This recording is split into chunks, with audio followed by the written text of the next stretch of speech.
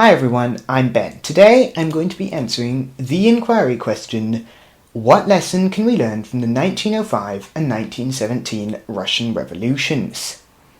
These revolutions led to the end of Tsar Nicholas II's reign, and instead put the Bolsheviks in power. Let's get started.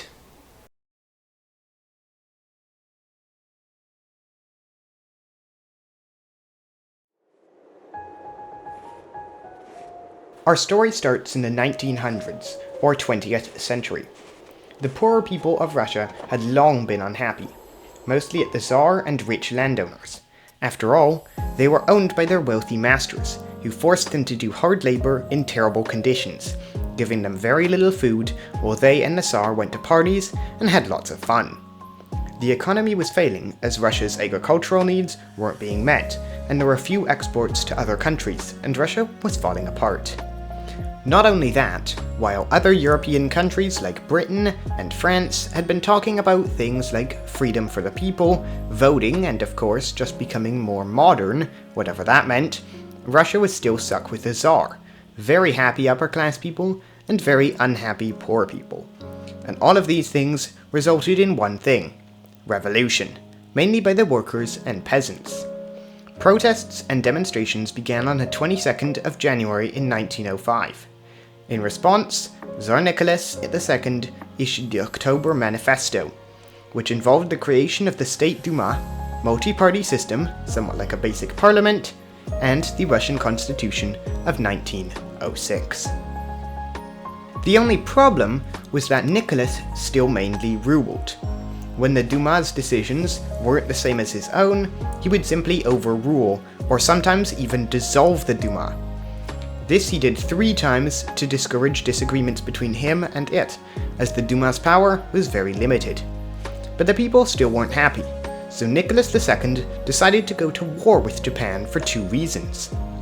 Number 1, he wanted to capture a specific port on its east side that was well positioned for trading with Western countries and storing Russia's navy, and 2, he also figured that if he could take over Japan quickly and successfully, the rebellious Russians would see his power and believe that Russia was great again. But Tsar Nicholas II lost the Russo-Japanese War in a very humiliating way. After suffering multiple defeats, Nicholas still believed that he could win the war if he continued fighting. But as Japan became more and more successful in battle, and Nicholas's hope of capturing them was wiped away, Russia refused to agree to peace, thinking admitting that they couldn't defeat Japan was humiliating. A short time after the war started, Russia was officially defeated in the naval battle of Tsushima, and the Treaty of Portsmouth was signed. Russia's peasants and workers were now unhappier than ever. Russia had suffered so many casualties in the war, and the economy declined rapidly. And so the people decided it was time for a revolution.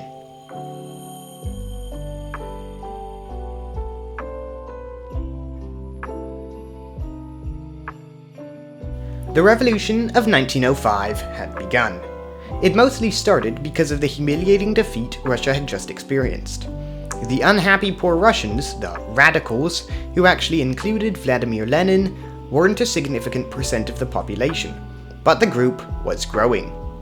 Lenin's brother tried to kill Tsar Nicholas but failed and got killed instead. The people wanted change, but at the end of the revolution, not much had, other than the Tsar tightening his control over the people, which meant that over the entire revolution, a shocking 15,000 revolutionaries were killed, 20,000 wounded, and 38,000 were captured. Nicholas was still in power, and the people were still unhappy.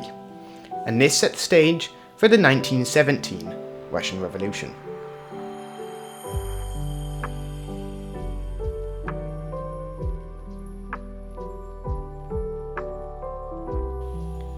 Trouble was brewing in Russia.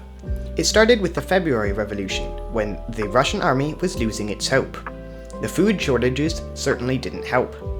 Tsar Nicholas II's officials thought that if he stepped down from his throne, the rebellion would stop. So Nicholas stepped down from his throne and was replaced with a government run by the Duma, or parliament. Councils called Soviets were formed by the people in Petrograd. 2 Russian governments were formed, the Soviets and the Provisional Government, referred to as a temporary government. They originally did not oppose the Duma's decisions, however, they soon started insisting on influencing the government. The Soviets supported workers and poorer people, however the Provisional Government controlled contact with other countries. It was a terrible time to live in. People were killed by the hundreds when they protested and went on strikes. Political groups like the Bolsheviks, led by Vladimir Lenin, as well as the Mensheviks and anarchists, among others, formed. The Bolsheviks gained more and more supporters using their motto, peace, land, and bread. Peace, meaning that they would stop the First World War with Germany, land, meaning they would give land to poor people, and bread, meaning that they would end famine in Russia. This made them extremely popular with the people, and they were made even more popular when the Provisional Government decided to continue fighting the war, making the people even more hungry for the peace and bread the Bolsheviks promised. Unrest was brewing, and finally, it was time for the overthrowing of the Provisional Government. This took place in the October Revolution, which began on November 7th, according to the currently used Gregorian calendar. It was called the October Revolution because Russia at the time was using the Julian calendar, which marked that day as October 25th. According to some sources, the leader of the Provisional Government tried to escape in a lady's peasant dress, but was caught and humiliated. Soldiers, workers, and peasants banded together to overthrow the Provisional Government, putting the Bolsheviks in power instead. After this occurred, the Bolsheviks created a government of their own, called the RSFSR, or Russian Soviet Federative Socialist Republic. They now had full control over the country, so they changed the capital of the country to Moscow from St. Petersburg, and also established the very first Russian secret police organization, called the Cheka. Their purpose was to purge the enemies of the people, that is, anyone who opposed the government, spread bad information about the government, or simply thought that the government wasn't as good as they said it was. Anyone who did any of these things was put to death. Optionally, they were tortured, then put to death, depending on the severity of the crime. Those that opposed the Bolsheviks were grouped into the White Army, Green Army, and Yellow Army. However, these groups often fought among themselves. The Bolshevik supporters were called the Red Army, which Leon Trotsky was put in charge of organizing. Members of all the non-Red armies disagreed with the Bolsheviks, frequently protested, and took actions that often resulted in their deaths. Civil war in Russia had begun. The revolution officially ended in 1923, after the RSFSR became the USSR, or Union of Soviet Socialist Republics, when it unified, that is, conquered, multiple nearby countries, and the White Army was defeated after much bloodshed.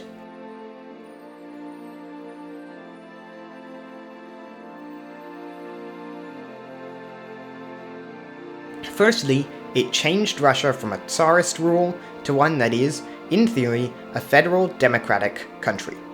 That said, Russia's elections are rigged. Vladimir Putin has been ruling Russia since 2000 and was prime minister before this. Putin publicly promised that he would not be in power for longer than a normal president's rule. However, he also changed the constitution to allow him to rule for the rest of his life, like most other Russian rulers. Not only that, it is broadly understood that Putin holds all power in the country with no power given to the people, meaning that in reality, Russia is actually closer to a dictatorship rather than a communist or democratic nation like it was meant to be. The two revolutions also caused massive conflict in the country, as the leaders Russia faced after the two revolutions were not much better than the Tsar. More experienced farmers were killed and executed as they knew how to manage the land and therefore didn't fit into the higher or lower classes. So the West was blamed and Russia plummeted into a famine, which caused many innocent people to die.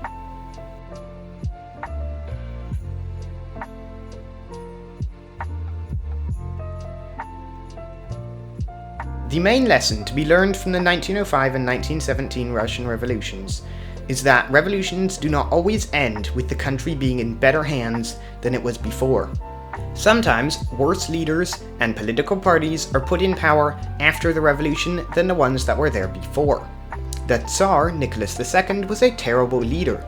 However, the Bolsheviks and the partisan leaders that came after him weren't much better. There was famine and chaos in the country before, during, and after the revolutions, so this problem wasn't solved by the revolutions either. Putin is actually acting similar to how a Tsar or king would act in the Middle Ages, as he has all the power over the people of Russia and uses it to please himself and start wars with other countries to try and quickly conquer them.